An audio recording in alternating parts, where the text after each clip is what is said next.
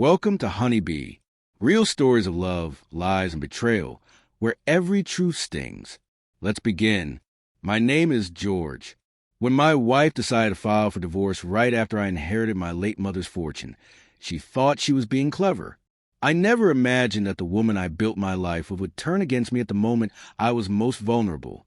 She assumed she'd walk away with half of that inheritance. But she was mistaken, and she was about to discover how wrong she was. I first met Michelle 9 years ago. We were both in our mid-20s, still young, full of dreams and figuring out adulthood step by step. From the beginning, our connection felt natural. Our conversations flowed easily, our chemistry was undeniable, and we shared the same hopes for the future. The first years together were filled with simple but beautiful moments. I truly believed I had found someone who would stand by my side through anything life threw at us. But not everyone shared that belief. The first time Michelle met my mother, I noticed she didn't seem very fond of her. My mom wasn't rude or dismissive. She was as polite as always. But after Michelle left, my mother sat me down and said something I've never forgotten. "I know you're in love, George, but only time will show how this turns out." She looked at me the way only a mother can, like someone who had seen more of life than I had, spotting things I couldn't. She made sure I understood, "I don't dislike her, but you're my only child, and I need you to keep your eyes open." That conversation stayed with me, though at the time, I brushed it off as just protective advice. I thought she was being cautious. I listened partly. I didn't rush into marriage. Michelle and I dated for a few years before finally tying a knot, and when we did, I believe we were ready. Looking back, though, I realized my mom saw something in Michelle that I was too blinded by love to notice. Even after marriage, their relationship stayed the same, polite but distant. There were no arguments, no open hostility, but also no closeness. My mother never interfered in our marriage, but she never bonded with Michelle either. I told myself that was normal. Not every in-law becomes best friends. As long as there wasn't open conflict, I thought it was fine. The early years of marriage were steady enough, just the usual adjustments, learning each other's habits, sharing space, figuring out life as a couple. Sure, we argued sometimes, but nothing out of the ordinary. I was working a safe but unfulfilling corporate job, and I felt the urge to build something of my own. 2 years into marriage, I quit to start an agency. It wasn't reckless. I'd saved up, built a small team, and planned carefully. For a while, things went okay. Then disaster struck. One employee botched a major project, and in a single blow, we lost both of our biggest clients. They walked away immediately, taking more than half our revenue with them. The agency went from running steady to hanging by a thread overnight. I scrambled to recover, chasing new leads, updating proposals, calling anyone I could, but nothing filled the gap. The business was in survival mode, and every week, the numbers slipped further. After a couple of months, the stress seeped into our home. Bills kept piling up. Groceries still had to be bought. I did everything I could, but it wasn't enough. Michelle's patience ran out quickly. She grew cold, bitter, angry. I had hoped she'd support me while I tried to fix things. Not forever, just for a little while. Instead, every day turned into an argument, even when she helped with money.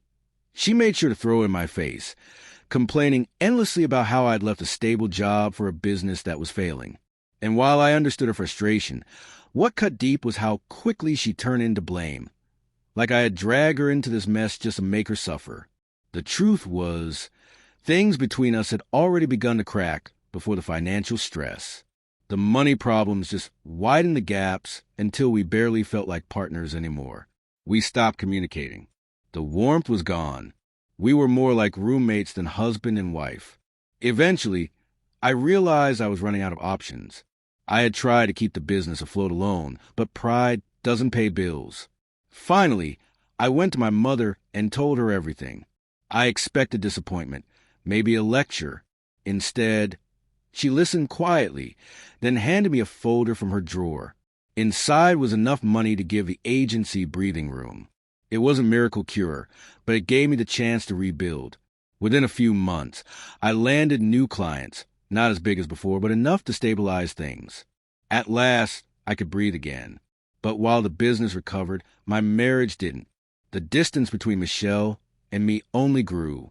We barely talked. Meals were silent. Nights in the same bed felt like sleeping next to a stranger.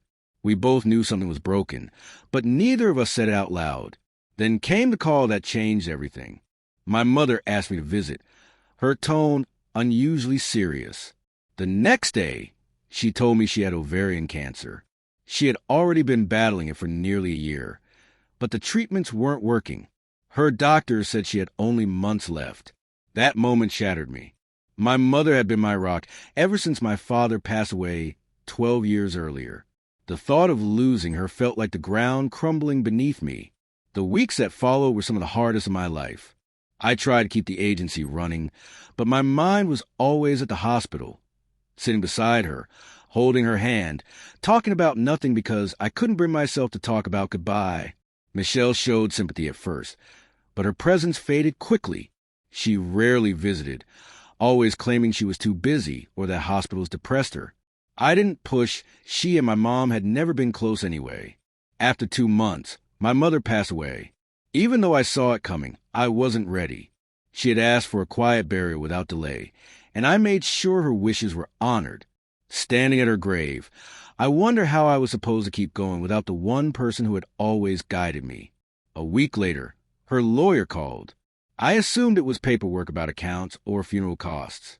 Instead, he explained that my mother had placed everything she owned into a trust. I was the sole beneficiary, but there were conditions. The most important one was a 3-year stability period. If I divorced, or was even in the process of divorcing, within those 3 years, my spouse would receive nothing, not a penny. The inheritance was fully protected from marital property claims.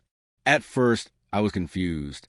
Did my mother not trust Michelle, or was she just being overly cautious? Deep down, I realized she was protecting me, even after she was gone.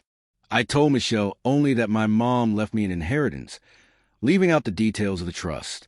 Her reaction was strange, cold, almost calculated. 2 weeks later, I was served with divorce papers at work. The reason? Irreconcilable differences. I was stunned. Yes, things hadn't been great, but there were no warnings, no conversations, just papers. When I asked her why, she shrugged it off. We've grown apart. Let's be adults about it. She was calm, almost rehearsed. The divorce dragged on for months. During mediation, Michelle's lawyer demanded 50% of all assets, present and future. She assumed that included my inheritance. What she didn't know was that the trust excluded her completely. My lawyer presented the documents, and Michelle's face dropped. Her lawyer scanned the papers, sighed, and admitted they had no claim. Her plan had blown up in her face. In the end, she only walked away with a small share of our actual marital assets, most of which went straight to her legal fees. She lashed out, accusing me of conspiring with my mom to cheat her. I told her the truth. At first, I thought my mother's clauses were excessive. But after seeing Michelle's betrayal, I understood. My mom had seen something in her that I had refused to see, and she protected me from it. That was the last real conversation we had. The divorce finalized about a year later. She went her way. I went mine. Months afterward, Michelle reached out again.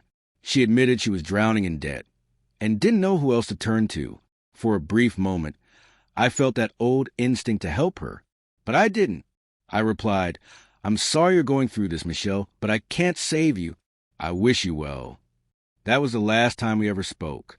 Looking back, I won't pretend it didn't hurt. I lost my mother and my marriage in the same season. That pain changes a person, but it also opens your eyes. And for that, I'll always be grateful.